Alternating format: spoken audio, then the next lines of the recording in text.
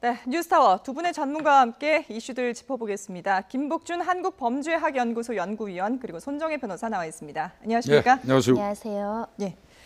자, 5.18 광주 민주화 운동 당시 계엄군에 의한 성폭행이 있었다는 사실이 정부의 첫 공식 조사로 확인이 됐습니다. 이와 관련해서 잠시 뒤에 정경두 국방부 장관이 사과를 할 예정인데요. 저희가 시작되는 대로 현장 연결해서 들어보기로 하고요. 자, 그에 앞서서 지난달 31일 정부 합동조사단이 발표했던 결과를 조금 더 정리를 해보도록 하겠습니다. 구체적으로 어떤 내용들이 들어있는지 좀 정리해 볼까요? 일단 그 합동조사단은 국방부, 그다음에 여가부, 인권위원회가 합동으로 조사한 그 조사부입니다. 네. 거기에서 드러난 결과는 이제 몇 가지가 되는데요. 계엄군에 의한 그 성폭행이 17건 정도가 도출됐다는 거고요. 네.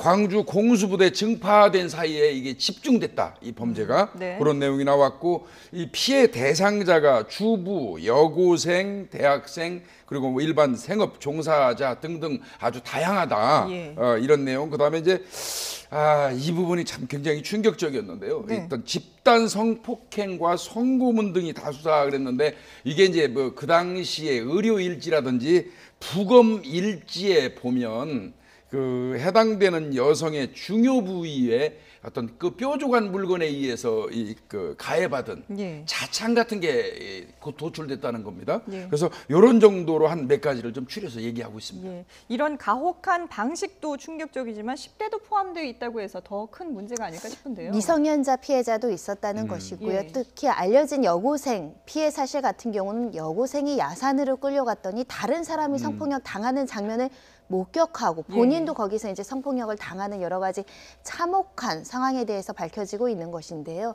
지금 문제는 17건이 지금 특정이 되어 있지만 더 많을 개연성이 굉장히 높다는 것입니다. 예. 합동조사단의 TF에서 일부 조사한 것이고, 이것을 전방위로 조사위원회를 꾸려서 조사위원회에서 조사를 하다 보면 더 많은 피해가 발생될 수 있다는 부분에 있어서는 예. 지금 이런 조사는 굉장히 좀 시기가 늦었다, 이런 생각마저 듭니다. 예, 자, 정경두 국방부 장관이 이와 관련해서 사과를 발표할 예정인데요. 현장 연결해 보겠습니다. 성폭력에 관한 정부 조사에 관한 사과문 발표가 있겠습니다.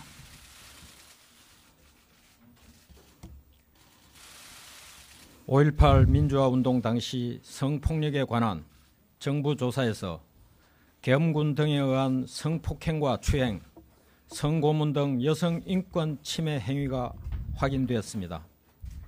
피해자는 10대에서 30대의 어린 학생과 젊은 여성들이었고, 민주화를 위한 시위에 나섰거나 가족을 찾아 나서는 과정에서 심지어 시위에 가담하지 않은 여학생, 임산부도 피해를 입었던 것으로 드러났습니다. 국민의 평범한 일상을 바랐던 민주화 운동의 현장에서 여성의 인권을 짓밟는 참혹한 행위가 있었다는 사실에 참담함을 금할 수 없습니다. 지난 38년 동안 5.18 민주화 운동의 진상은 물론 여성을 향한 성폭력의 진상이 제대로 밝혀지지 않음으로써 피해자들과 그 가족의 절망과 분노는 더 커졌습니다. 무고한 여성분들께 말로 다할 수 없는 깊은 상처와 고통을 드린 점에 대해 정부와 군을 대표하여 머리 숙여 사죄의 말씀을 드립니다.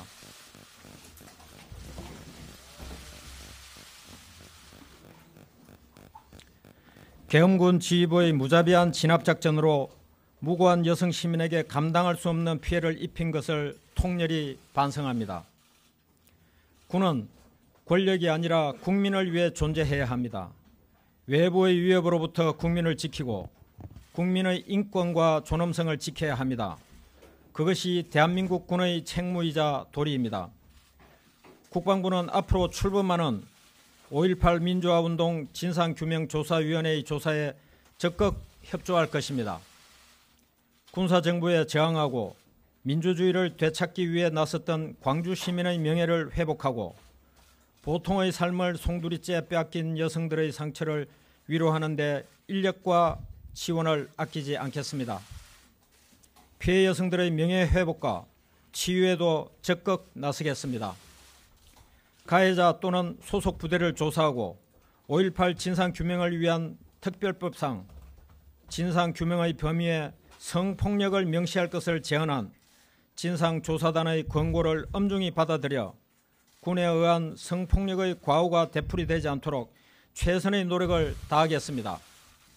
5.18 민주화운동 과정에서 계엄군과 국가 권력으로부터 고통을 받으신 모든 시민과 여성들께 거듭 사죄드립니다.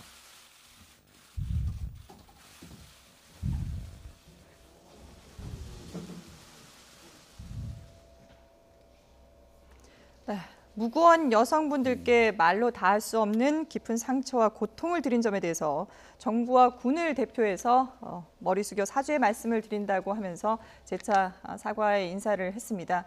40년 만에 이렇게 뒤늦은 사과긴 합니다만은 지금이라도 이렇게 사과를 정부가 한 게 좀 바람직하지 않나라는 생각이 들거든요. 이제 공식적으로 2번 사과가 정부 차원에서 있었죠. 이번 정부 들어서 2번이죠. 예. 송영무 이제 전 국방부 장관이 이제 헬기 사격 관련된 거 했었고요. 이번에 이제 그 정경두 장관이 이런 그 사과를 하는데 예. 사실 원칙대로라면 당시의 관여자 그리고 책임자가 해야 되는 게 맞죠.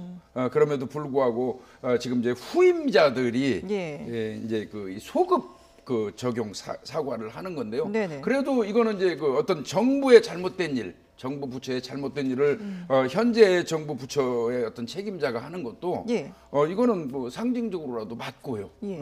너무 늦었다는 그 감이 와서 그게 좀 아쉬운 것이죠. 예. 지금 그 정경두 장관도 앞으로 출범하는 5.18 민주화운동 진상규명조사위원회 조사에 적극 협조하겠다라고 밝혔지만 아직까지도 이 진상조사위원회가 꾸려지지 못하고 있잖아요. 정치권에서 협조를 해야 되는 부분입니다. 전방위적인 협조가 이루어져야 되는 부분이고요. 시간이 오래 지났기 때문에 아무래도 증거나 이런 것들이 유실되거나 은폐됐을 가능성도 배제하기 어렵기 때문에 신속한 조사가 정말 절대적으로 필요하다. 정치권에서 노력을 해줘야 된다는 생각이 들고요. 가장 중요한 협조는 국방부에서 군대 내에서 이루어져야 됩니다. 현재가 이 사죄로 끝나는 게 아니라 가해자들이 적정한 책임을 지고 처벌을 받고 그다음에 피해자들의 명예회복과 배상 조치가 이루어져야 완벽하게 끝나는 것인데 지금 가해자 특정이 안 된다라는 겁니다. TF 합동조사단은 그야말로 조사권만 가지고 있기 때문에 강제 수사권이 없어서 해당 부대원들까지는 단위별로 특정이 됐지만 그럼 어느 누가 그 현장에 있었고 어느 누가 어떤 지시를 받고 거기에서 그런 참혹한 범죄 행위를 했는지를 규명을 해야 되는데 이 그 구체적인 어떤 명단이라든가 소속 부대원들에 대한 정보 접근 권한이 없었다고 합니다. 이 부분은 군대에서 적절하게 협조를 해야 되는 부분이고 필요하다면 강제 수사 권한을 발동해서 이 부분을 규명을 해야 된다라는 생각이 들고요.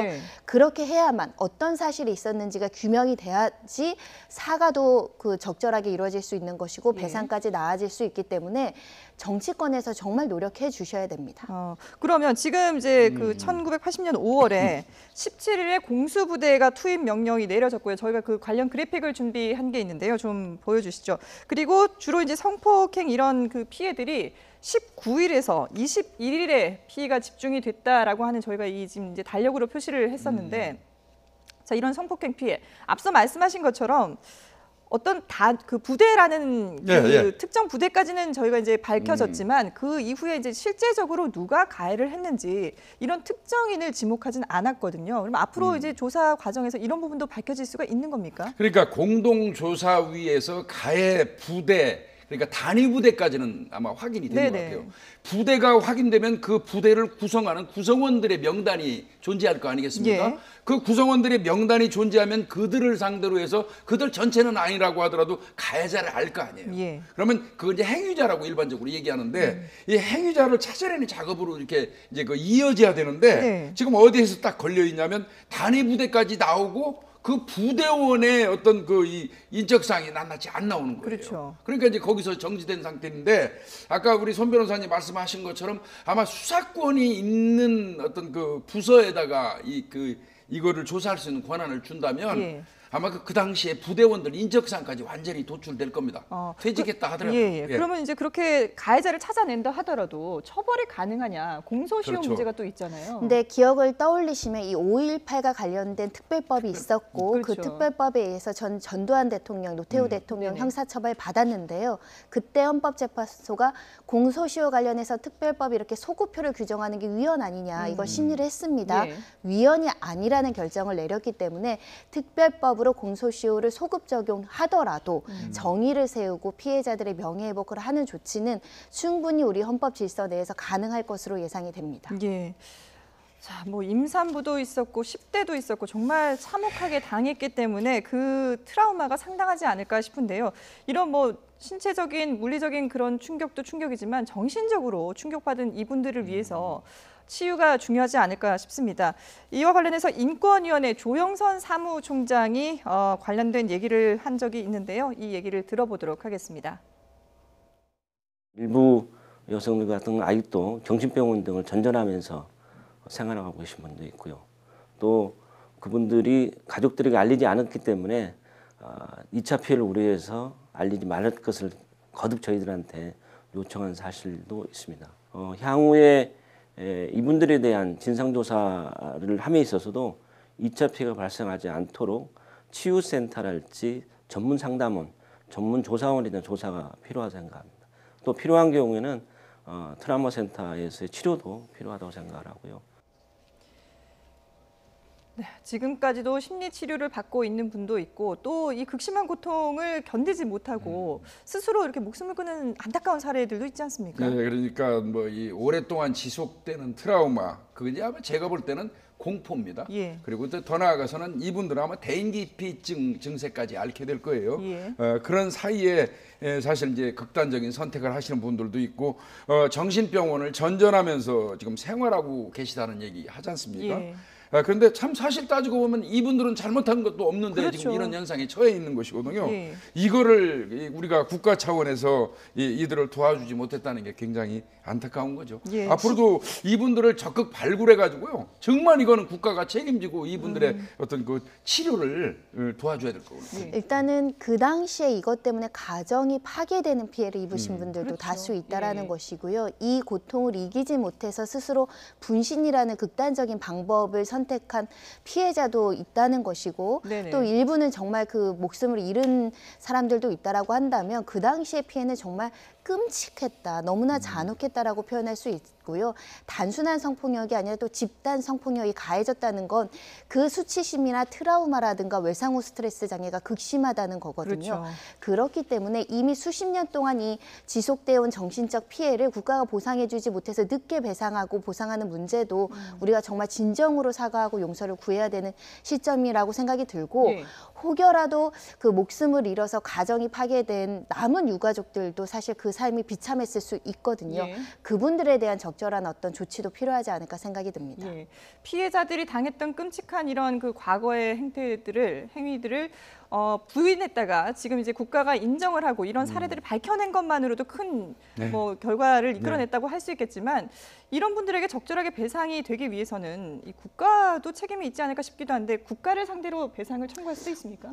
요즘에 대법원 판례의 추이가 공소시효라는 게 있거든요. 예. 국가배상법도 공소시효가 있는데 이런 사건은 사실상 국민이 어떤 국가에 대해서 배상 청구할 수 없는 공소시효가 진행되지 않고 정지할 만한 사유에 해당되기 때문에 공소시효가 남아있다. 이런 판단이 나와서 개별적으로 소송을 해서 피해 구제를 받는 것도 현행법상 가능할 것으로 생각이 듭니다. 네. 그런데 피해자들이 이렇게 또 변호사를 선임해서 소송을 해서 이렇게 배상 절차를 하는 것보다 국가가 선제적으로 특별법에서 배상금을 정하고 정신적 위로금, 유가족에 대한 각종의 지원, 그리고 나아가서 유공자 성격의 어떤 필요한 보호 조치 예. 이런 것들을 충분히 할 수 있다라고 생각을 하고요. 예. 지금은 가족의 명예를 생각해서 수치심 때문에 나도 피해자입니다라고 밝히지 않는 피해자가 있을 수 있습니다. 예. 실제로 아까 말씀하신 것처럼 가족들에게 비밀리에있기 때문에 이걸 이야기하는 것조차 좀 두려움을 갖는 피해자들이 있다고 한다면 신원을 철저하게 비밀리해야 합니다. 그 네네. 비밀성을 보장을 해주되